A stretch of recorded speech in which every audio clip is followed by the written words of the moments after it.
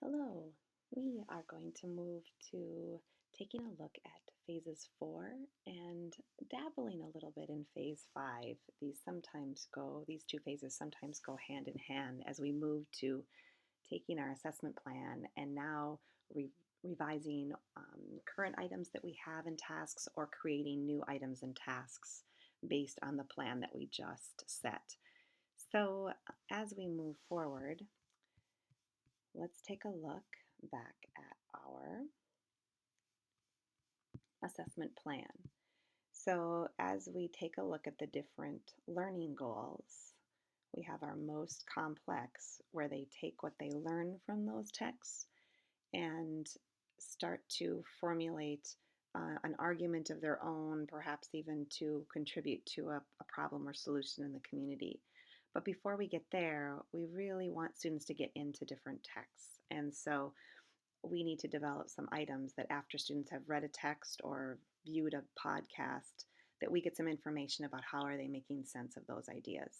So there are many different resources to use to try to choose the right text when we're talking about creating an assessment around a text of some sort. Choosing the text is sometimes the most messy part of the business. So in the beginning, we talked about an engaging scenario, and so that really helped focus our work. And so soccer is kind of the central idea. So in the beginning, I am going to put that central question right at the top.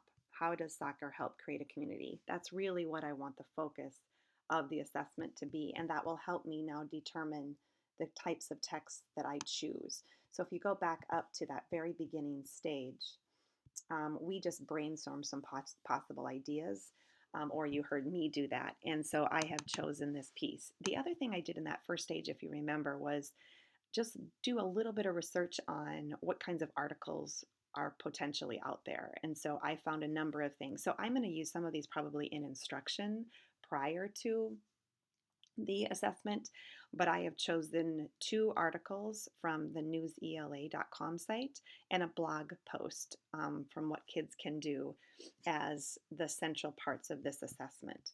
So let's go back down to our plan. So my plan was to do some constructed response and a little bit of multiple choice.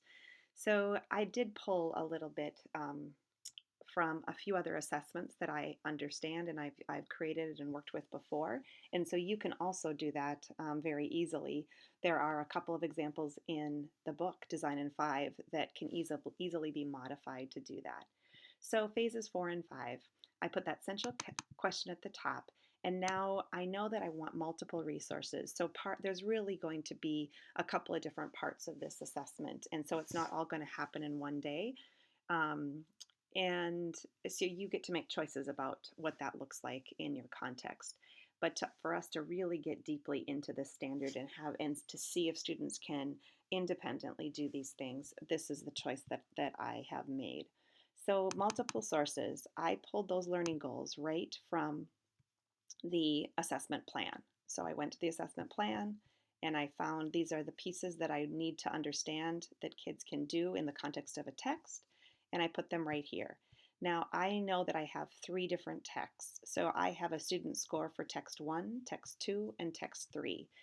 So that first part of the assessment, I started to pull, what am I going to do for each of those?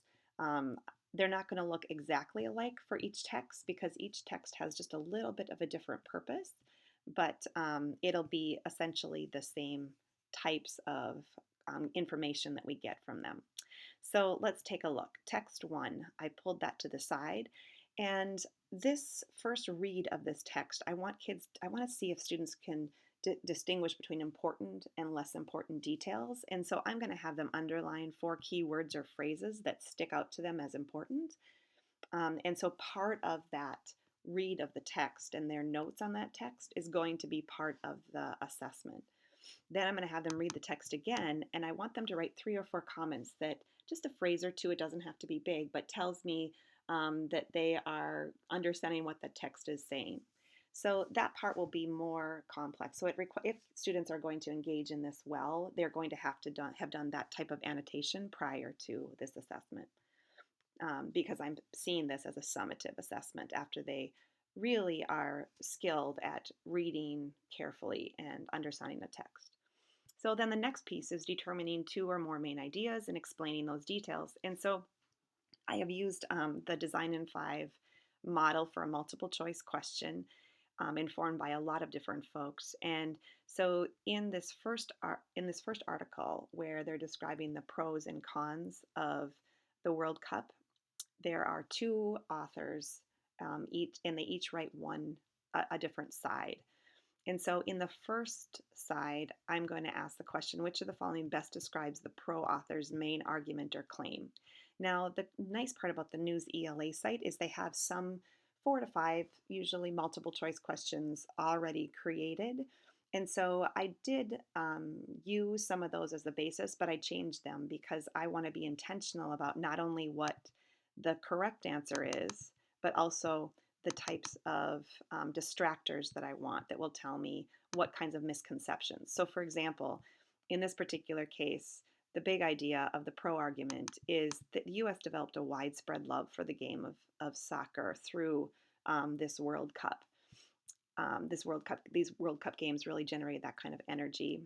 And a minor detail was that the World Cups were on at a time when Americans could watch. So one of the reasons that, and it was a minor supporting detail, it wasn't the bigger idea that supported why this got to be such a hot topic of conversation. Then another bigger supporting detail was the United States was more successful than in the past. So again, I'm trying to see if students can differentiate between the minor pieces that support a piece or to support the argument and a bigger picture. So the fourth one is another minor detail. The soccer matches were short compared to baseball and football. So again, another minor detail, certainly part of the whole argument, but not the focus. And then I'm going to create the next set multiple choice, which of the following sentences from the article best supports the pro author's claim students identified in one. So now they're going to take this and they're going to have to take a look at some of the statements from the actual text itself and determine which of these is best supportive of the particular thing. And I need to finish this piece a little bit too, but I pulled watch parties drew tens of thousands of people nationwide. So again, this is an interesting detail that occurs in the beginning of the text. I kind of did a little bit of a pairing. It certainly matches up with this first minor supporting detail. Then the U.S. developed widespread love for the game of soccer. If you look at this sentence, we were gripped by the stunning goals and puzzling offsides, joyous patriotism, and fake dives and flops. And so this really sets up the argument that he then goes into a little bit deeper. And then I need to pull a piece on one of the players, but this one would be an interesting fact about the players. So again, it's not going to support this idea. It definitely, when the players are intriguing and things are written up about them and they do things that are pretty fun, certainly that is important, but it's not the main support that we would use. And then the game takes 2.5 hours to play. Again, absolutely concrete fact, detail, but it's a detail to a bigger supporting detail. Then 3, what evidence does the con author, so I'm moving to the next part of the article, use to support his point that American sports are more enjoyable to watch than soccer? And again, the same types of things. What is the key idea here? And then what are the supporting details? And so I would go a little bit further into that. In this one, if you look up here, that it is I can determine 2 or more main ideas of a text, and then I can explain how key details in the text support the main idea. So in this multiple choice question, they're just identifying the best support. So I'm going to ask them to take that, what they identified, and make an explanation. So now they're going to have to take that bigger idea and its key supporting detail and explain it. So I'm getting a little bit, I'm not having them at this point write a full-blown paragraph or essay around this. I just want to see, can they start to make that explanation? And to make it easier to score, there are 3 criteria. Was it accurate? Did the explanation connect the main idea to the selected statement? And did they use clear and understandable language? So I'm not going to get too hung up about minor misspellings, but I do have to be able to read it. All right, the next one. Now, in this one, I'm introducing this graphic organizer, and my hope is that in the instruction I would have used that along the way.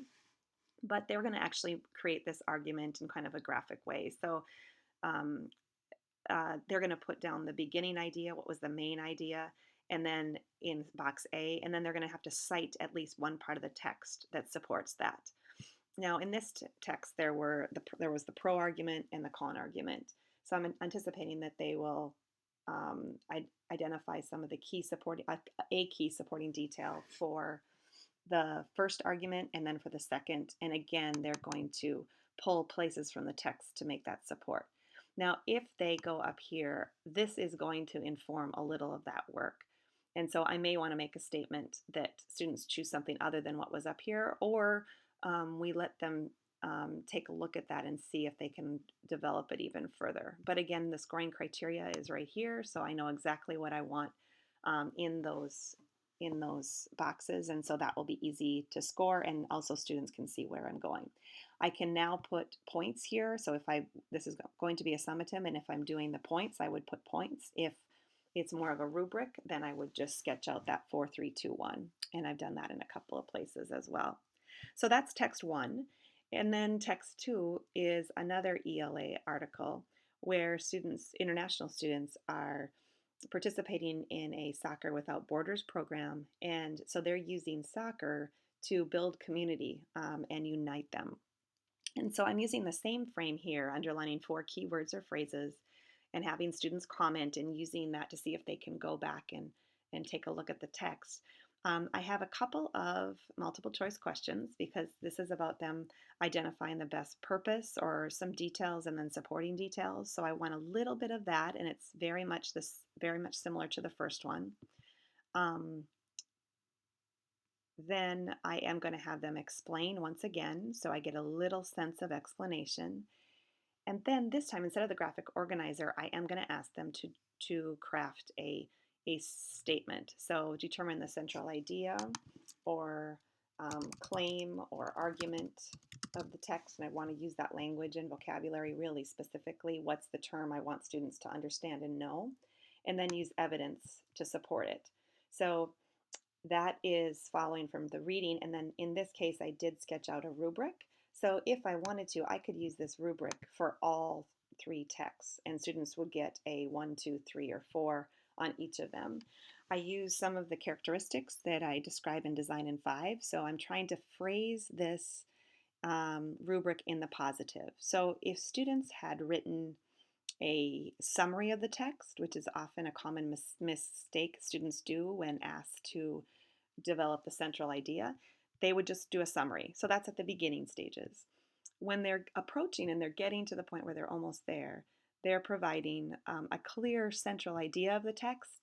And when they've arrived, not only are they doing the clear and accurate central idea of the text, but they're supporting with evidence and they're explaining. So you might, in level 2, there might be some loose support from the text for the central idea, but it won't be tightly explained, and it won't completely hold the argument together.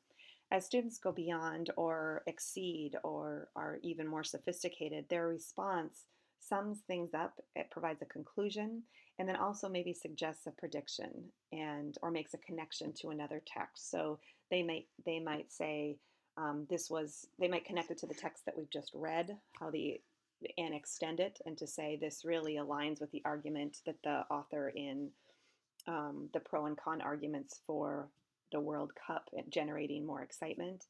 They might make a connection to that, or they might suggest this might be something that our school engages in. There might be, and you and your colleagues can discuss what that would look like. But in this this 4 level, or the level that would go beyond, this is where it's not just more evidence. So it's not that students have more detail or more text. It's the quality of their work. It's that they are making these deeper level connections and not just listing more ideas. So I like the rubric idea for that, because when I just have a checklist like this, I can say high quality information that connects, or predictions that make connections to the text. But it's in this particular rubric, we really see the progression of how students um, get can improve their work. So if a student gets a 3 and they want to do more, instead of arguing for a point or two, now we can point to, well, let's take a look at how you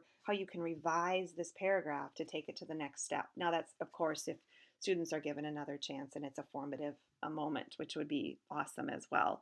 The same thing here. If a student is at a 2 and we're expecting all students to get to a 3, and this is the summative assessment, then students need to do a revision, and now this rubric tells them how to do that. So again, students may be here, but then in a summative way, we'll say, you know what, we need more evidence. You're going to go back and revise. And this kind of detail, if I've created it in this phase 4, gives students a lot of information about how to do that. All right, the third text is a blog post that I found, and that blog post has some pictures as well. And so I'm going to have students go here, building community one soccer field at a time, and I want them to read the program and what this has done for this particular South African community. I love this for a couple reasons. One, the first 2 articles really focused on what's happening here in the United States, certainly with diverse groups of people and for different purposes. And this one also brings it to the larger global snapshot. So that's also why I said this is a language arts assessment, but it could dabble in in social studies as well. All right, so in this case, they are going to repeat that same process of underlining and writing comments. And then in this case, I'm just going to have them do the graphic organizer, not just, because it will take a little bit of time, but I'm not feeling the need to have students do all of these things for each text, but I want them to get in and get notes about each of these texts, because so they'll do this same thing where they'll identify the beginning, middle, and end. One version I could do here is not give them this graphic organizer and ask them to create their own, but that, we'll have to see how that plays out. And when students engage in it, you'll get better ideas of how to revise it to get even clearer information. All right, so that's that same that you've seen. Then part 2 is pulling these things together and making the more engaging scenario. So I can write an opinion piece using multiple texts to solve a problem or inform a specific audience. So in this case, because I'm pairing it with writing, I do want to keep it to writing, but the writing could be in a letter, it could be in a blog post, there could be a different medium that we use to do that. But I am going to do that, and I've listed the criteria. So if I go back up into my assessment plan, I already did that. So let's just go take a quick look at that right here. Okay. So here, if you remember, we're back at that phase 3 assessment plan, and now I had talked about developing a scenario where students write their opinion in the form of a letter to the teacher or to the city council or maybe to the school board, similar to what happened in the blog post. So what I did in this plan was I bulleted out or teased out the different criteria that would inform this particular performance task. So I'm going to actually take that exact criteria from there and develop part 2. So this is the criteria. Now here's where I'm dabbling in phase 5, because I want students to be able to see what their score is in terms of learning. So in this case, I've teased out the criteria, and now I want to also intentionally have students think about where, if they look at their work, what kind of score would they give that piece of work. So in this case, if it's an overall score of points, I would put something in here. I think I had an overall score of 40, and then I would break it down based on what I thought was most important, and do that kind of point piece. If I have a rubric for each of these, then I'm going to give it a rubric score. And so students will get a rubric score. And I'm asking that they explain. Some people have them go back to their text and underline, or actually pull pieces from the thing that they've written to explain. And you can play that out based on time and the usefulness of this piece. And then the teacher goes through and comments for that summative, some of that piece. Now, in a letter such as this, students will write a draft and then they'll get some feedback either from peers through mini lessons, specifically from the teacher. So certainly it's not a one-shot, sit down, write, and be done. This will be over a couple of days. They're going to be able to use um, their quizzes from before. So those will already have been scored. And I am pulling the assessment plan. This is a performance assessment. So I'm pulling the performance assessment template from the Design in 5. And I'm just going right through here to identify these things. So step 1 is establishing the learning goals. Already done that. Step 2 is setting the context. So this is going to be a letter, and in a performance task, it's great to have an audience other than the teacher. And so I am going to place the audience as, I think this would be interesting to pose to the principal and leadership team of the school. So, and as I think about the task, I'm going to go up because I think I had a scenario in my assessment plan that I want to grab because I have already talked about doing this. So yeah, this is what I want to do. I want to pull this right here. So their audience is going to be the principal. And the student is going to take on the role of being an advocate and advocate for building community. And yeah, building for community. I think that's kind of what we want to consider. Now, this is where we actually design the task. And so there are a couple of different pieces. We have to frame the context first. So the context, we have been studying or reading about, maybe. We've been reading about the World Cup. We've been reading about the World Cup and reviewing multiple perspectives or resources that showed how powerful soccer can be, not only as entertainment, but as a way to build community. So at this time, I could actually give students a role. I could say, but they really are going to take on the role of their student. We could, or as a student, so we could say, we have noticed that recess and being outside and in the hallways, students are not always nice to each other. So we are proposing. So then I say write a letter. So write a letter to the, we're going to say, principal and leadership team of the school, encouraging and voicing your opinion for the creation of a community soccer field or a soccer field for our school.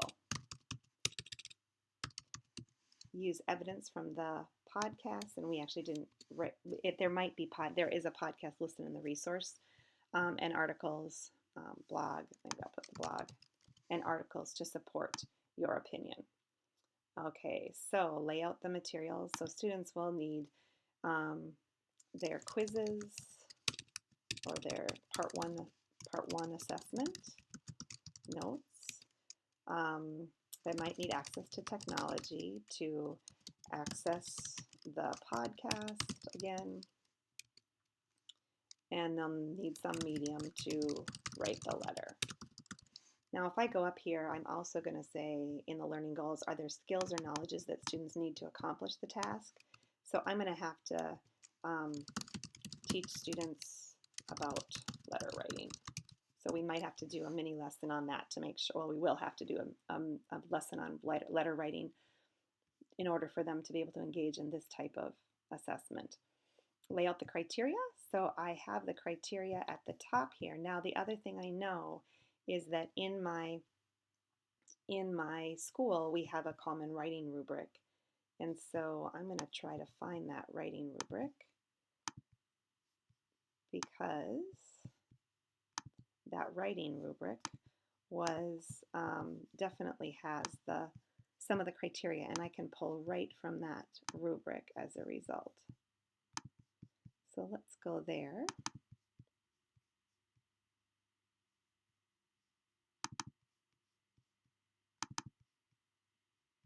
College writing rubric. And we have 4th and 5th grade. And here is a draft of that rubric.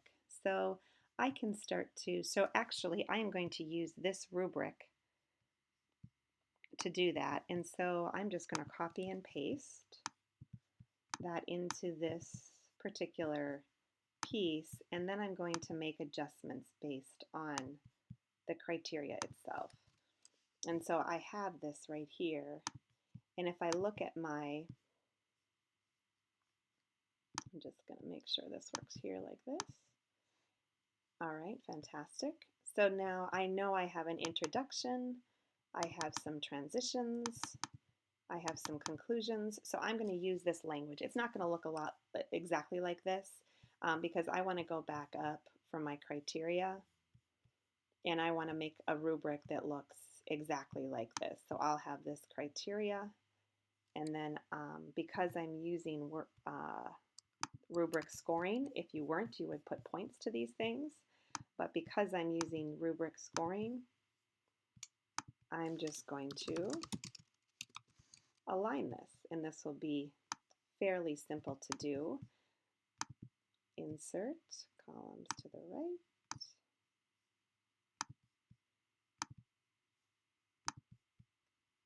And one more because I want it to be a 4-point rubric. And so now I can easily start to say, okay, I can use evidence from the text to explain how my opinion supports, and I'm going to go back up here. Introduction is missing. This is a 5-point rubric because it aligns with the ACT. That's how it was originally written, and then it also, the Minnesota where this was written is a common core for language arts, not for math, but for language arts. And so we took a look at that for the language to create this. But I can see introduction states the topic and the purpose, and so I certainly would take that and I would know that it introduces the topic and the purpose would be a strong way that students could achieve that, and I would go from there, and then students will be able to see how they progress through that. And so I would again use this kind of rubric idea to inform this, and that would be the next piece that I did. So once they had that rubric, then students could go back and really take a look at their self-assessment and explanation, and then their comment and score.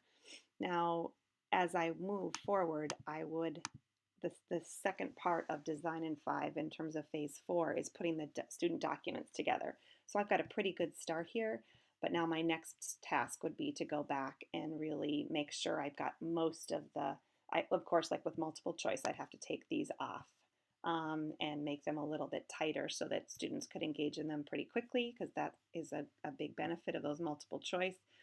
And then I would have to, again, take away the template here and just put I can get this in one page where I would have the actual criteria, the role, and then the context so students understand what they're going to do. So once I've done that, you will see these documents, and then we move to that Phase 5. And Phase 5, we've really, in the summative assessment, already become incredibly clear. We're going to use a rubric, and we're also going to have a cover page.